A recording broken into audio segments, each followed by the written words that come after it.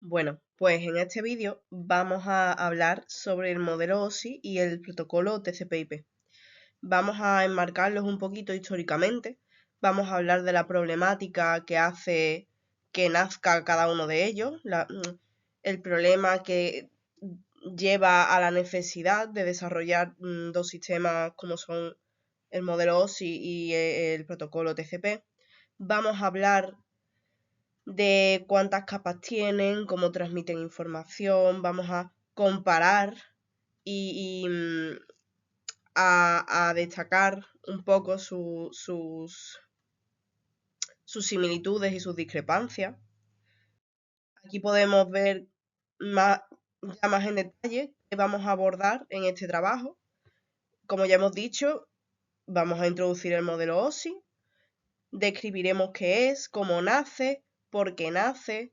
Ya aquí hablaremos un poco de su arquitectura, cómo transmite información, encapsulación y cabecera, para qué sirve el modelo OSI y luego ya pasaremos a describir el protocolo TCP, que es el que se usa prácticamente en todos los sistemas de comunicación actuales, y compararemos un poquito ambos sistemas. Hablaremos también de la arquitectura de TCP, evidentemente, y pasaremos a comparar ambos sistemas. Pues bueno, como ya hemos dicho, vamos a empezar describiendo qué es el modelo OSI. El modelo OSI es un marco de referencia que se emplea para la comprensión del concepto de cómo son los sistemas de comunicación en red. Podemos decir que define qué hace cada capa, qué función tiene cada capa. Yo como capa física, qué te ofrezco a ti, capa de enlace, y yo como capa de enlace, qué recursos puedo recibir de la capa física, ¿no? Y en qué lenguaje se comunican estas capas, en qué protocolo. El lenguaje es el protocolo. Fuera parte de ser un modelo de referencia, es un modelo teórico, universal, es un modelo estandarizado por la Organización de Estandarización Internacional, pero como ya veremos dentro de poco, es un modelo que no se usa porque es un modelo muy complejo. Entonces, enfocando así un poquito históricamente el modelo OSI, hay que empezar diciendo cuál es la problemática que hace que haya una necesidad de desarrollar este modelo. Pues la problemática básicamente es que antes del modelo OSI todos los sistemas de comunicación eran de índole privado. Aquí tenemos, por ejemplo, podemos destacar dos sistemas muy parecidos al modelo OSI en cuanto a arquitectura, que son el Digital Network Architecture de DEC o el System Network Architecture de IBM, que son dos sistemas bueno, DEC empieza por 7 capas y luego desarrolla un modelo de 8 capas, 4 más 4, pero bueno, vamos a decir que es de 7 capas. Y luego tenemos el de IBM, el System Network Architecture, que también es de 7 capas. Pero claro, son propiedad de empresas. Son estos sistemas, no solo estos, sino los que había en este momento, eran sistemas privados. Entonces, el problema ya no solo radica en que el propietario puede vender o puede proporcionar estos sistemas al precio que ellos quieran, y ya no solo eso, sino precios que no son bajos. O sea, el coste de un sistema privado no era bajo, sino que también existía el problema de que si yo quiero implementar un sistema SNA de IBM, pero los componentes o el instrumental de DNA es más barato, es más eficiente o por alguna razón yo quiero emplear un instrumental de DEC, no puedo, porque no pueden comunicarse entre sí el instrumental de DEC con el de IBM, ni el de IBM con el de DEC, ni instrumentales fuera parte de estos dos sistemas, ¿no? Entonces, ¿qué pasa? Que yo no hay interoperatividad. Yo no puedo meter cualquier dispositivo en mi sistema si no me lo ha vendido el propio fabricante o el propio desarrollador del protocolo del sistema en este momento, ¿no? Entonces no había interoperatividad, no había integración entre dispositivos y protocolos. Entonces, a finales de los 70, se empieza a desarrollar el modelo OSI. Y en 1984 ya la Organización de Estandarización Internacional ofrece OSI o publica OSI como un estándar que ya no solo es universal, sino que además es independiente de fabricantes. Ya no necesito un dispositivo IBM para operar en el sistema IBM. Ahora puedo usar cualquier dispositivo. ¿Y cuál es la arquitectura de OSI? O sea, ¿cómo funciona el modelo OSI? Pues el modelo OSI se basa en 7 capas. 7 capas de abajo arriba, que son la física, que es la 1, enlace, red, transporte, sesión, presentación y aplicación. ¿Y qué hace cada una de estas? Pues bueno, la física son básicamente los cables. El cable que une el nodo del ordenador de un alumno con el nodo del ordenador de un profesor o con la central de información, ¿no? El nivel de enlace lo que hace es gestionar la transferencia de información entre dos nodos de forma que sea lo más confiable posible. Y para eso utiliza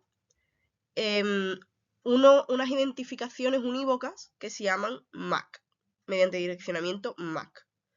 Entonces lo que hace es, mediante esos direccionamientos que son únicos para cada nodo, para cada ordenador, lo que hace es asegurarse de esa transferencia entre nodos. Luego está el nivel de red, que lo que hace es decidir por qué ruta va a ir la información. ¿Qué ruta es más efectiva? A lo mejor tenemos 3 rutas. La primera ruta resulta que es que hay que pasar por muchos routers, entonces pues no me interesa, hay que hacer muchos saltos, entonces no me interesa esa ruta. La segunda ruta pues resulta que está muy saturada, pues entonces elegimos la tercera ruta. Entonces elige la ruta más eficiente para hacer la transferencia de información.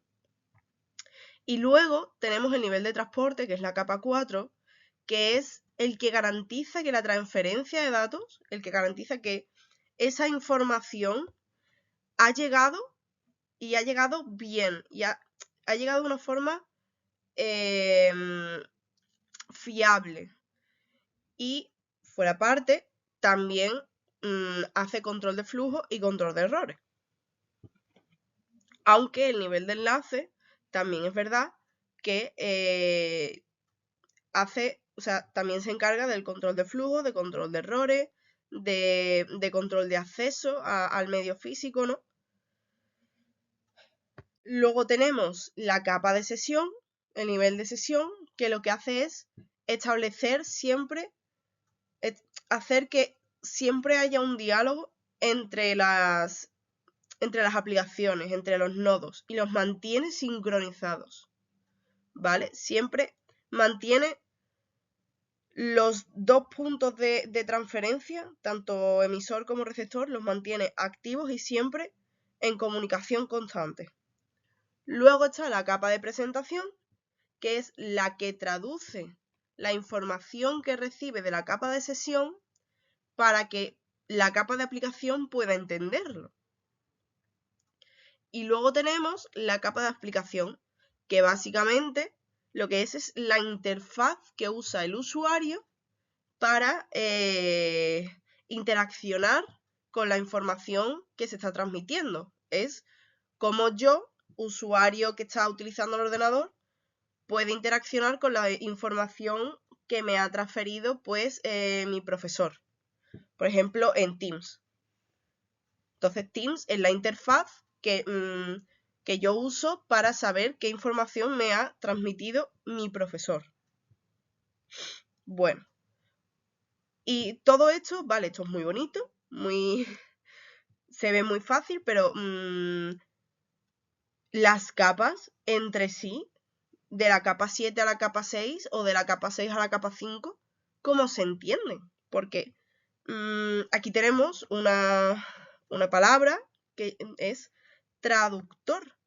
¿Cómo sabemos cómo se comunican estas capas entre sí?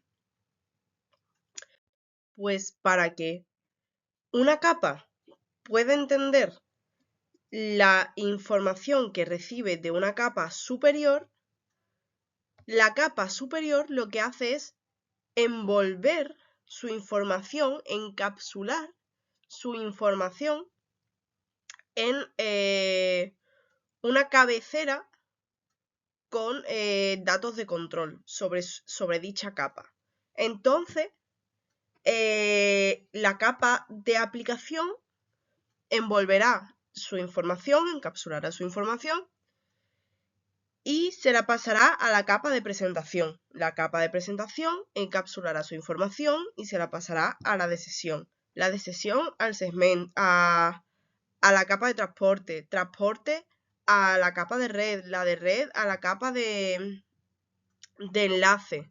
La capa de enlace, que tiene una pequeña peculiaridad, lo que hace es encapsular su información en una cabecera con, ya hemos dicho, información de control de la capa y una cola para control de errores, que es un número que se añade al final de la trama principal para que cuando el receptor analice esa trama y compare ese número con el que él mismo ha calculado, vea si la trama ha llegado bien o ha llegado corrupta. Y luego, pues la capa de enlace añadirá, o sea, encapsulará esa información y se la pasará a la capa física. Y de abajo arriba, pues la capa física le pasa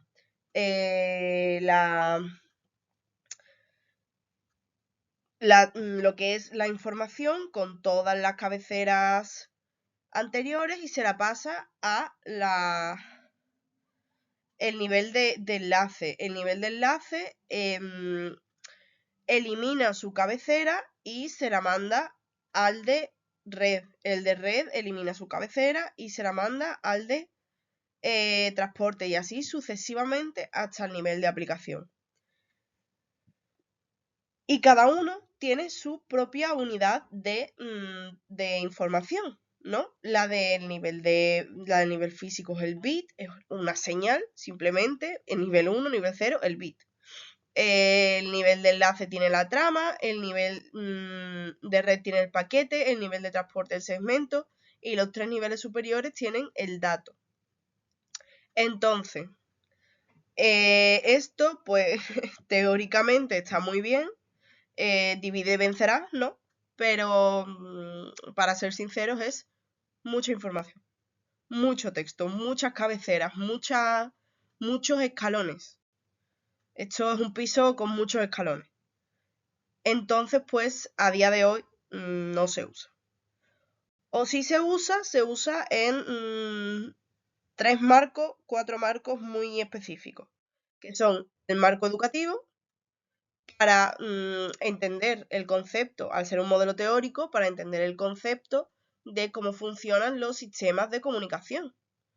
Luego tenemos para sistemas muy complejos de diseñar, y para seguridad y diagnóstico por capas, porque como ya hemos dicho, divide y vencerás.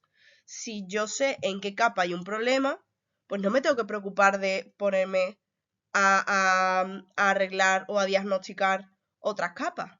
Porque si hay un problema en la capa física, pues ya sé que es un cable. Si hay un problema en la capa de red, pues ya sé que la ruta se está cogiendo mal. Tendré que usar otro protocolo para coger la ruta. O si hay un problema en la capa de aplicación, pues que el puerto no funciona bien, ¿no? Entonces, el modelo OSI, pues es un modelo teóricamente muy bonito, pero no es útil porque es muy pesado, es muy complejo, tiene muchos escalones. A mí personalmente me gusta más subir y bajar 5 escalones que bajar y subir 7, ¿no? Pues ese es el problema del modelo OSI, por eso no se usa. Entonces, ¿en qué está basada? Porque nuestras comunicaciones tienen que estar basadas en un protocolo o en un modelo, ¿no? Pues efectivamente está basada en un protocolo mucho menos complejo, que es el protocolo TCP/IP, mejor dicho. ¿Cómo nace el protocolo TCP/IP? Pues en 1957, cuando Rusia lanza el Sputnik, en Estados Unidos empieza a crecer un miedo miedo a la desconexión, ¿no? A qué pasa si mañana a mí Rusia me tira un nodo y me quedo yo sin conexión ninguna, ¿no? Pues, ¿qué pasa? Que Estados Unidos, frente a este miedo, crea la Agencia de Proyectos de Investigación Avanzada, la ARPA. Empiezan a investigar, empiezan a desarrollar y en 1969 nace la ARPANET, que es una red de conmutación de paquetes basada en el protocolo NCP y establece una primera conexión entre la Universidad de California, la Universidad de California Santa Bárbara y el Instituto de Investigación de Stanford y la Universidad de Utah. Y lanzan un mensaje, que es el mensaje login, y lo lanzan desde la Universidad de California, la UCLA.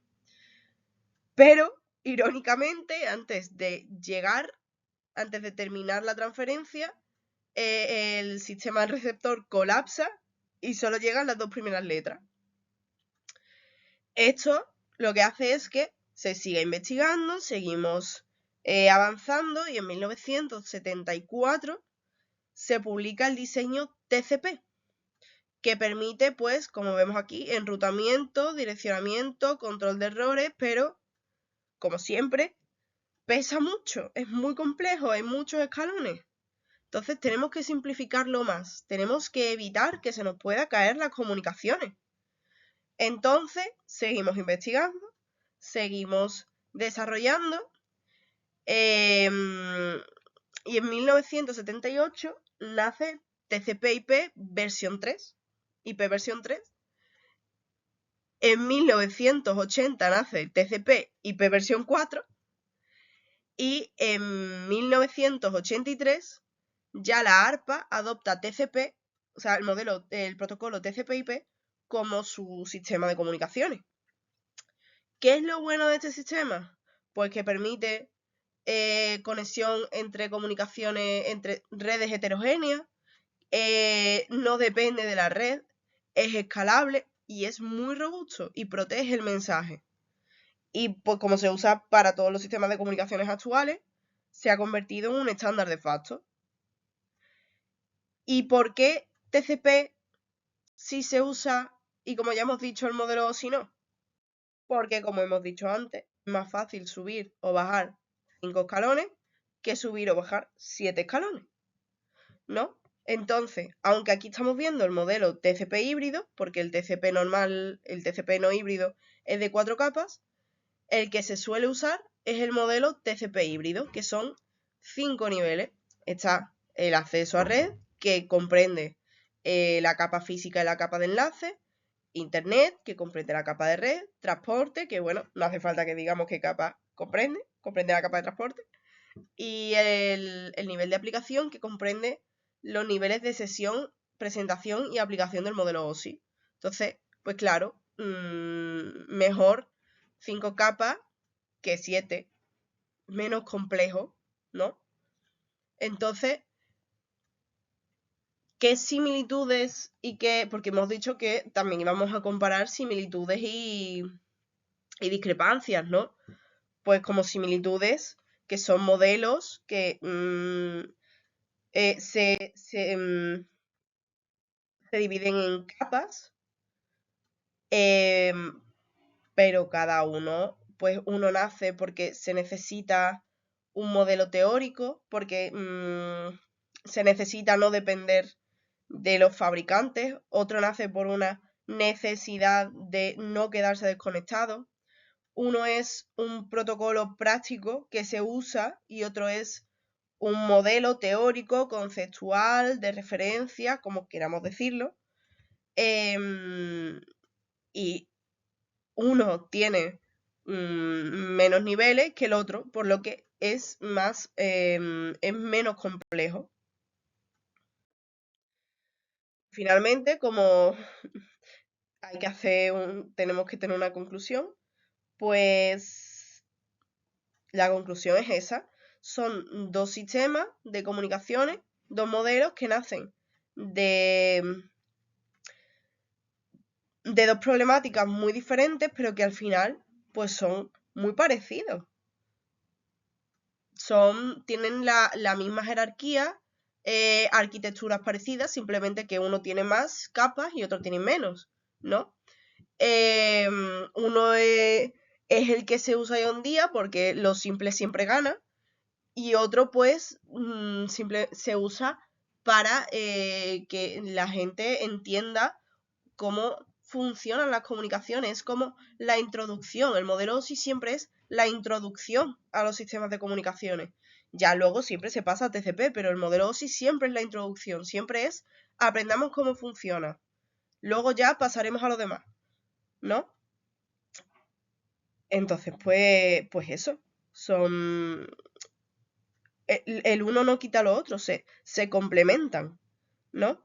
Es eso, se complementan. Uno es para tú entender y otro es para usarlo. Y eso. Bueno, pues aquí tenemos un poquito de la bibliografía que hemos usado para hacer este trabajo. Y muchas gracias por la atención.